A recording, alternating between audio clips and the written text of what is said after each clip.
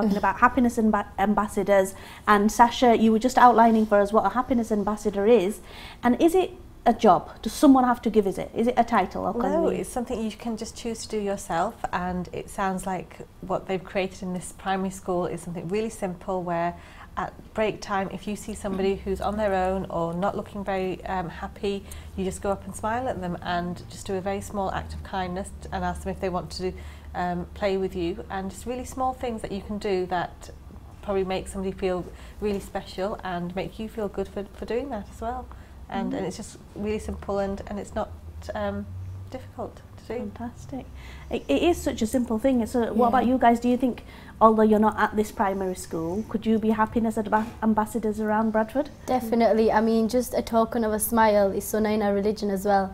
But just that token of a smile is amazing because loads of people, they walk around with miserable faces and stuff, and they don't realise that people can see that miserable face. So just smiling at someone, it not only does it build like some sense of communication, but it's just being kind. And being kind, obviously, is a good thing in life. Otherwise, you won't get far. Not being miserable. Yeah, definitely. And being the happiness. Like when I was younger, they never had these things. So the fact that a 10-year-old boy from Bradford is speaking out about the problems in his primary school is amazing. So if I had that, I'd be really happy. It really signifies the importance and the need for, you know, I guess communication in society. Because it just feels like people aren't connecting anymore. Either when you're walking down the street, everyone's on their phones, or people are just not talking anymore like they used to. There's too many forms of online communication that no one's actually talking in real life. And I think really addressing this issue from a young age and bringing it into primary schools and teaching the children that yes, there's social media and other forms of media, but connecting with people and actually talking to people and making connections is the best thing you can do, and it's one of the most important things. And I'm going to make a confession here. It's not just a young person thing, unfortunately, being attached to your phone. I regularly get told off by my family of all ages and my younger nieces and nephews about being present. And it's really funny because they say, you're being antisocial. And I'm like, no, actually the complete opposite. I'm talking to God knows how many people about really important things. But actually being present is really part of the self-care thing, isn't it? And it's enjoying that moment, because whilst you're having fun on your phone or whatever, the other person who's there, they may need something, you know, and they may want just 5 minutes of quality time with you, which might make all the difference. But if you've got your head down and nose in a phone or a book even, it's difficult to give that time. So I consciously, very consciously, because I can't stop myself sneaking a look, leave the bag in the phone, or I'll leave it in another room, or, you know, something like that. And it's quite interesting. If anyone measured me time-wise, I'd go like 15 minutes before I'd send a kid to go and get the phone kind of thing. But it is doable, and it is about actually respect, isn't it? Self-respect. You owe it to yourself to make human connections, but it's about respect to the other people who've given you their time as well by being there. So it isn't, you know, and I say this to everyone out there, it's not just a curse of young people these days, actually. You know, technology is just so easy for everyone. And I mean, my husband's just, you won't be watching, I hope, has just recently discovered Facebook, and he loves it, you know. And he doesn't post anything, but he loves all the videos. So he'll listen to religious sermons, he likes animal programs, he loves fishing stuff. So, you know, it's really funny watching him. But then I think as I'm watching him engaging with the world out there, you know, and we're fine, but it's kind of an element of, oh, okay, this is really interesting. But you could see how quickly you could descend into living a life via your screen as opposed to in real life. And I think that's quite powerful. I know we had that poor child who did, you know, sadly take his own life, hasb-e-haal a while ago. And I think, you know, that sort of act of kindness, if we don't know, and I don't know the reasons why for, but actually, you know, bullying is a very real thing in our schools, and if we can balance something out, and if, you know, children can be just kinder to each other. And the other thing about bullying is, it doesn't need any particular reason, does it? Someone's just got to not like the way you look or smile or something like that. So if people, young people, people of all ages and backgrounds can take a little bit of care to just reach out the hand of friendship, doesn't it? I think it's just so powerful. It makes such a difference. So yeah, credit to you guys. And then before the break, and I just wanted to say this to your parents, so to the parents of these wonderful girls, you know, mashallah and alhamdulillah, that you support them and encourage them to take up their rightful place in the world, actually, which is everywhere and is contributing to society. Because as I've said many times on this show, life isn't a spectator sport. We're supposed to get involved, you know. We're supposed to see problems, try and help. We're not supposed to just sit back and say it's got nothing to do with me. We're supposed to empower ourselves. We're supposed to go and get educated. The whole purpose of education is you use it for a good reason too. It's a gift from God, actually. I genuinely believe that. There are some people whose gifts are different, and their gifts may be making homes and creating a safe atmosphere for children and families to grow in, and alhamdulillah, that's such a blessed thing to do. But equally, there are some people who've got the gumption, who've got the confidence, who've got the support of family, you know, and, you know, alhamdulillah, you want to go and take over the world and you want to make it better for everyone. That's something to be cherished and to be encouraged. So similarly, you know, I was quite a precocious child as well, and my mum, you know, Allah grant her Jannah, she passed away 20 years ago this year. She encouraged me always. There was no attempt to stop me talking and stop me trying to get involved in things. Yeah, I know, that's one running kind of female kind of like that, stop me talking. But it's quite, I used youth work as my sort of background as well, and when I was working with young women, there was that thing about how you take that spirit and help them develop it in a way that can be really powerful and productive, and not self-destructive, because it can be the other way, and then actually supporting families to go, actually, isn't it a great thing? You know, because we could actually just have a right wet blanket, miserable in their room, talking to nobody, whereas here they are out and about.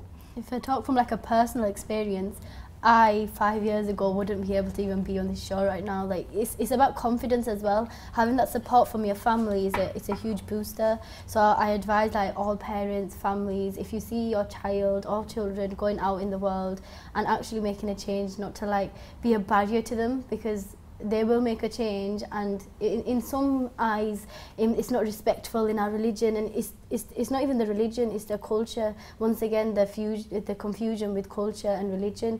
So not being a barrier to children who are willing to go out and step out of their zone to help people.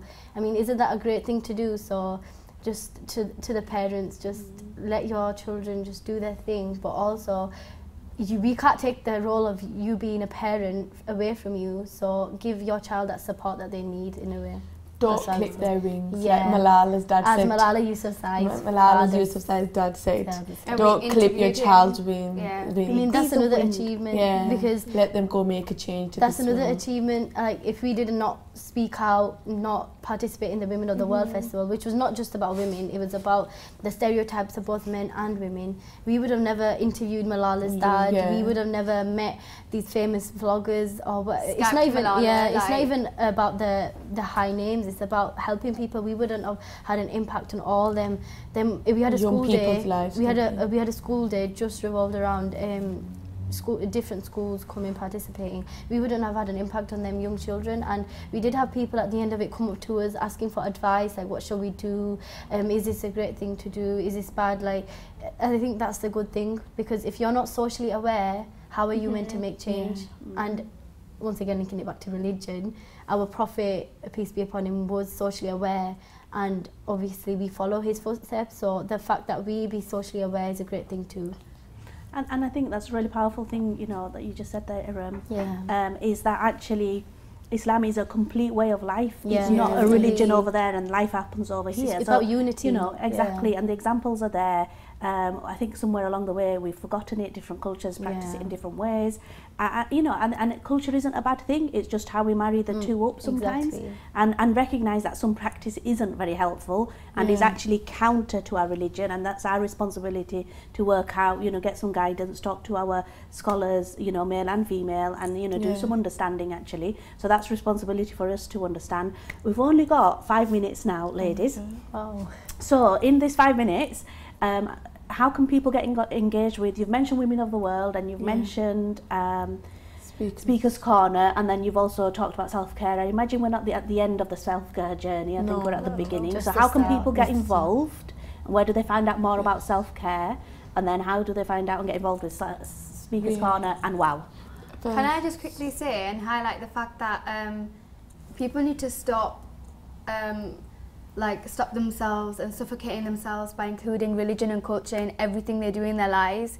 Being a good person doesn't mean that, you know, you have to be Muslim to be a good person, or you have to follow a certain culture. Being a good person and improving your city for others to live in is a change that you have to make individually, and I don't think religion or culture has anything to do with that, but just being a nice person, you can change so many lives, and just being socially aware and wanting to make change for others and not just for yourself. I think that's one thing. If there are parents in, you know, watching out there, stop forcing religion and culture onto your children and teach them the ways of, you know, society and how cruel society can be, and clip their wings. Because by forcing culture onto them, you're just going to clip their wings even further. Make them socially aware so that they're able to be strong young men and women, and, you know, they can lead a better change and a better future for their own grandchildren and their own children. MashaAllah, that's a really powerful point. And I suppose what that's really saying is that moral compasses, how we decide and how we know what's right and wrong, comes from different places. So there are people who have no religion who have a very strong moral compass, and they'll do the right thing because it's the right thing to do. For us, we're Muslims, so, you know, it's clear for us what is good and bad, and, you know, and it helps us. For people who practice the Christian or the Buddhist faith, you know, everyone's got different norms in a way. They've got different systems in which they decide what's right and wrong, and we all kind of, and alhamdulillah, mostly we all go in the same direction. We know that murder's wrong, we know that this, you know, we know what the ills of society are, and we do avoid them. So thank you, point well made, my dear. And actually, you know what, it's something we all navigate. So I'd like to say to you, by the time you get to my age, it's not a problem, you've sorted it all out, you understand it all, it's really easy. Gets easier, but you just have a different set of dilemmas to work your way through. But that's life, and that's okay. It's nothing to get too worried about. We literally have only a couple of minutes left. So to get involved in Speaker's Corner, we're just based in town. Do you know Waterstones is just down the road practically? And have you got a website or anything? So we've got a Facebook, so it's at Speaker's Corner C, or on Twitter as well as Speaker's Corner C. If you want to find out more about the self-care, then just Google self-care everywhere, hashtag self-care everywhere, and that will give you a lot of information and resources that we're creating. There's also information on thrivebradford.org.uk, and also self-care for life. So, you know, they're things that we're working together with the local authority on. And then in terms of WOW, if you just search for WOW Bradford and find out about getting involved, we're looking for volunteers at the moment, and we're in the process of planning the festival for November. Oh, it's moved to November, has it? Yes. Fantastic. There's also, you can just Google Speaker's Corner Bradford, and you can find out our address and like other links on Google if you want to find us. We've got many workshops. But we meet up every Thursday from 4 till 6. Everyone's welcome just to speak about any issues that affect them in their daily lives. Right, super. So you've had lots of ways to contact them. If you haven't heard that, just find me on Twitter. So inshallah, see you again, the girls, here at some point. Thank you so much for taking the time out. You're amazing. I hope your parents are really proud of you. I hope you carry on changing the world, and I want you guys to come back as the chief exec of the NHS at some point, inshallah. Yes. So thank you so much. Inshallah, I'll see you next week, and assalamu alaikum.